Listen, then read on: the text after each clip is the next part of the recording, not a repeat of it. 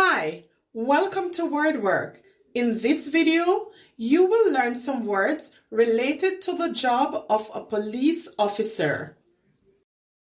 Here are some words to learn: police, officer, community, service, cruiser, riot, gear, handcuffs, traffic, order, criminals, speeding. If you have not yet subscribed to my channel, please do. Click the notification bell so that you will be notified when there's a new video posted.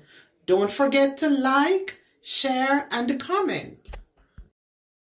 Now learn to use each word in a sentence. Mark is a police officer.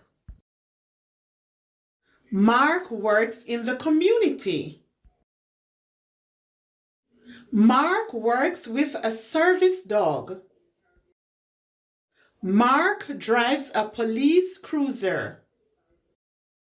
Mark wears riot gear. Mark uses handcuffs. Mark directs traffic on the street. Mark helps to keep order in the street.